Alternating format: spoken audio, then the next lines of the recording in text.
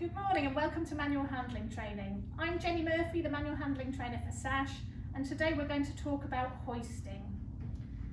We have two different types of hoist within SASH, and I'll just run through this one. This is the Lyco Golvo 9000, and this is known as a mobile hoist because we can take it anywhere within the hospital. We also have fitted ceiling track hoists, which are mainly found in intensive care and HDU. But the premise of the hoist is exactly the same. So some features that you need to know about your hoist.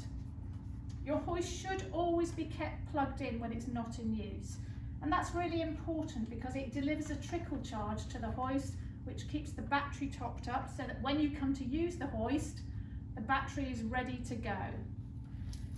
It's also really important that before you bring the hoist to the patient, that you check that the hoist is actually working.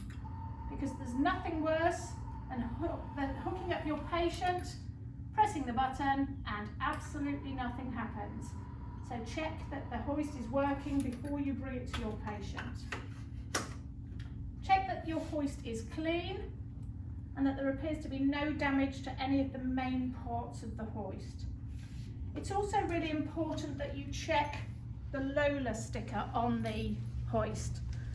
Lifting operations and lifting equipment regulations say that if a piece of equipment main function is to lift, that every 6 months it must be checked by an approved assessor, and they check the safe working load, the brakes, and that everything's working correctly, and then they'll give you a sticker, and the sticker will show when the hoist was checked and when it's next due.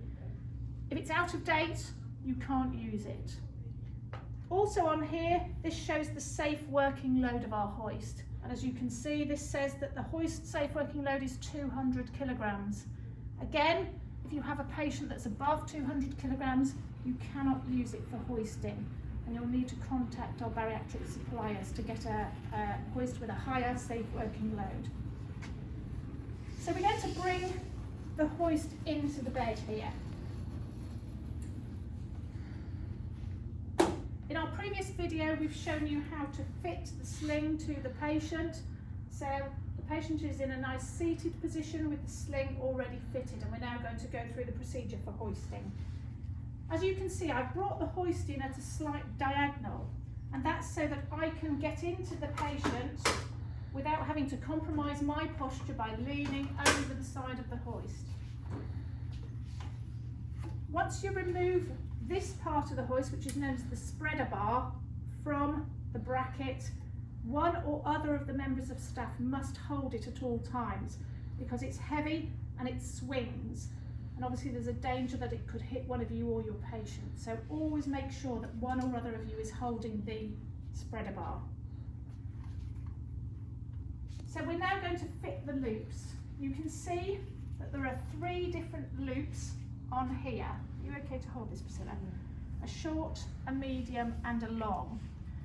For the majority of your patients, you'll be attaching the short shoulder loop. So I'll fit mine, Priscilla will then fit hers. And check that your colleague is fitting the same one as you. Then with the leg loops, again, there are 2 different loops here, a short and a long. We're going to use the long leg loop here. So the expression short shoulders, long legs will describe the correct sling loop combination. If you had a patient who was very large or who was very tall, they're probably not going to be able to hoist it with the same loop combination. And in that case, you may well be told that you need to use a slightly longer loop on the shoulders. So we're now ready to go. When using the hoist, the brakes should be off. The only difference to this is if you're hoisting on a slope or flat lifting from the floor. But for general hoisting, the brakes will be off. And that's so that the hoist can adjust itself so that the patient's centre of gravity is directly below the lifting arm. So on the hoist controls here, we can open the legs and shut the legs. We have a fast and a slow speed going up and down like that. For for the majority of patients, we'll go on the fast speed.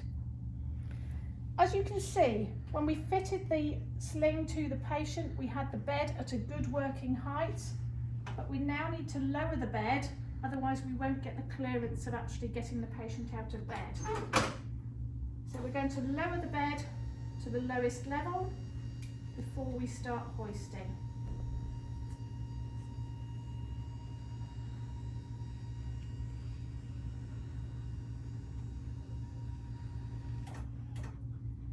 And now we're going to use this fast speed button to hoist upwards.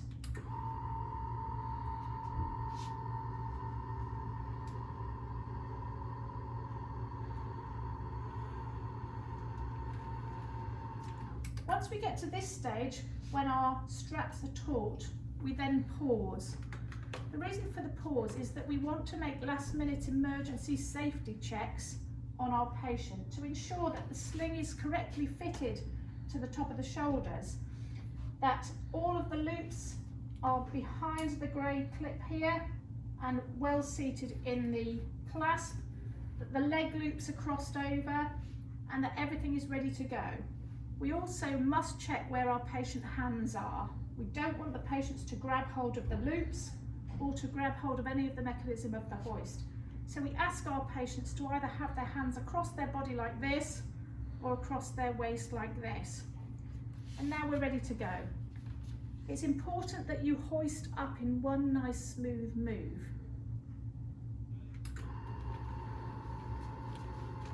And I now get my colleague to come round from the other side of the bed to lift up the heels to stop any drag on the bed. You'll also notice that I haven't hoisted my patient too far off the bed, and you should only hoist enough to get clearance off the bed and clearance from the position that you're going into. Using a weight transfer technique, we're going to start moving the hoist, and once we've cleared the bed, and Priscilla can lower the legs down, and she can then move around to the back of the patient and use the loops to stop the patient swinging while we're hoisting.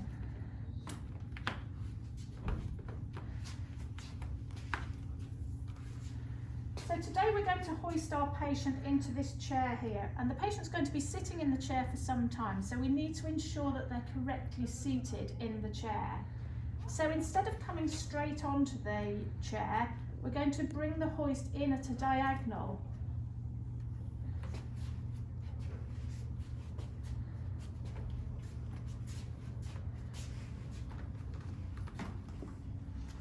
The reason that we come in at a diagonal is that it allows one of the handlers to be able to get good access to the front of the patient. So what I'm going to do now is I'm going to adopt that same step stance position so that I can use a weight transfer. And I'm going to put my hands either side of the patient's hips.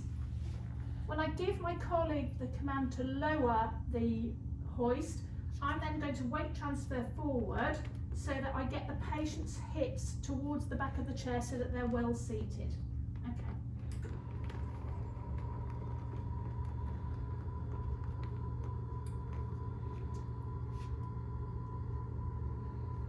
Okay, stop there. And we now remove the loops from the spreader bar. And again, it's really important that you check that one of you has got the spreader bar. And at this point, Priscilla can remove the hoist by placing the spreader bar into the clip and move it out of the way. If we wanted to hoist our patient up out of a chair, we use exactly the same technique that we did with the bed. So we would raise the hoist just slightly till the straps were taut, and then check all of the emergency safety checks and check where our patient hips are before hoisting her into a chair. In order to take the sling off our patient, we do the same as we did in reverse. So we kneel down, we lift our patient's foot under the foot, which gives us a gap under the leg. We then feed the straps under the leg like that. We would then ask the patient to lean forwards. If they're not able to lean forward, we would assist them. Ready, steady, go. and then Priscilla would support the patient so that I could remove the sling from behind of the patient. Thank you.